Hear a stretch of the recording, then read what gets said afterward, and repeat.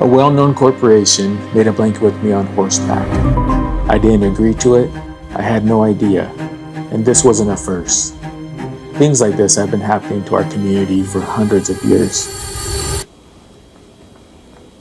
Okay, you ready?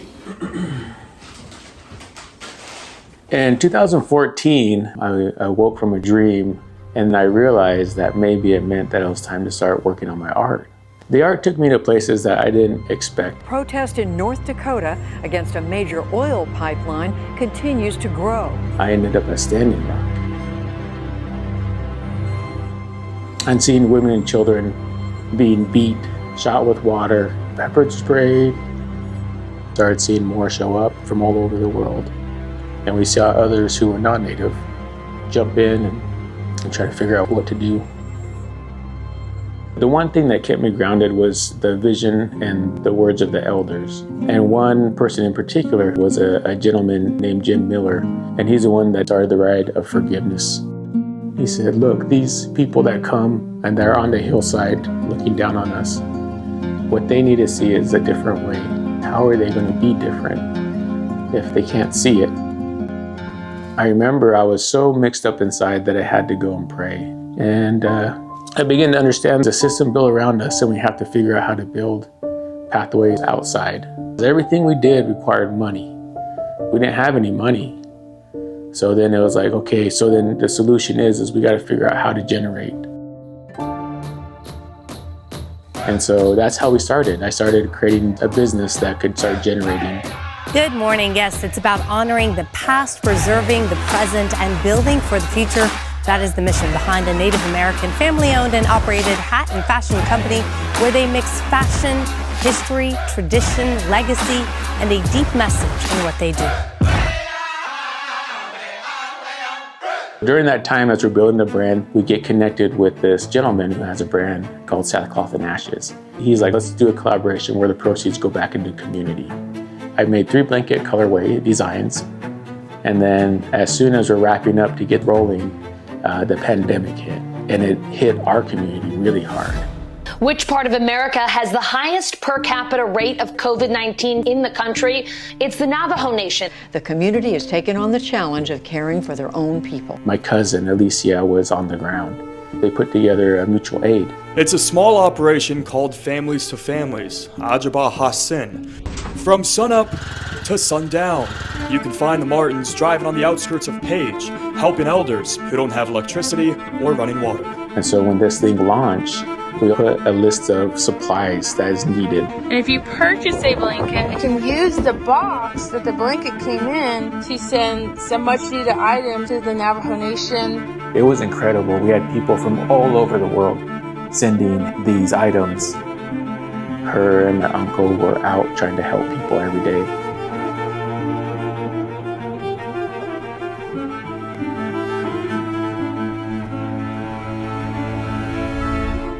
In the midst of all that happening, I get a call from a pretty well-known artist who had done some paintings of me.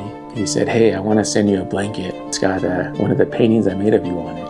And he had done it with a company that has had years of taking designs to the Native community. This company in particular, they're part of the reason, and probably the main reason, why the Chief Blanket was killed commercially for our community, the Navajo Nation. Our people were boxed out because of a company that had come in, had looms, took the designs. Our people had to figure out what to do next. And so I told them, don't do it. I just finished doing a collaboration with this other company. The collaboration we've done is having impact now. This looks like I co-signed with you. So I got an attorney involved to help me. We thought we had it stopped. We're good. We found it online being sold through third-party retailers. As a family, we said, okay, we need an alternative. One doesn't exist. We're going to build it. My name is Nephi Gentleman Eagle. I'm Lehi's older brother. I was at the end and my brother called me. And the first thing that he sent me on was, he said, Nephi, we need to find a way to make blankets. So of course we started to look. We started looking for manufacturers here in America. We looked internationally. We couldn't find anyone that could make the designs on the blankets and the quality that we needed. Lehi turned to me and said, if we can't find someone to do it, then why don't we do it ourselves? We started building up pricing, we started building up what we needed. Now that we have all this, let's see if we can get funding. Federal grants, tribal grants, private investment, SBA loans. But every time something happened, so we started to work with this native bank. And as we started to get things rolling, all of a sudden, the government shut down. Administration announced a sweeping freeze on all federal grants, funds already approved by Congress. Months, then years on this journey to where we didn't have anything.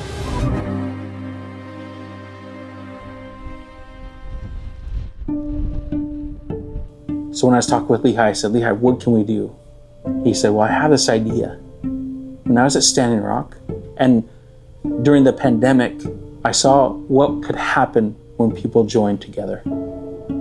He said, why don't we go back to that? Go back to community. For over 100 years, corporations have been selling our culture to the world, representing us and profiting off us. We are not asking for a seat at the table. We are building our own. From the sheep herder on the reservation to the global market, every step owned by us. Every dollar returning to Atlantic comes from. This is not just a business. This is a pipeline back to our people. We created 4 masterworks specifically for this moment. Every dollar that comes to us is a dollar that didn't go to them. That's not a small thing. That's everything. However you show up, a print, a share, a founding membership, you are a part of this. And every single one of you, whatever you can give, makes this a reality. If you have an audience, share this. If you have a platform, use it. If you have a skill, a connection, a voice, bring it. You may be the person who reaches the person, who reaches everybody else, or that might be you. Let this be a testament of the power of what can happen outside the system when we decide to work together, building something the 7th generation from now can stand on. And today, it begins.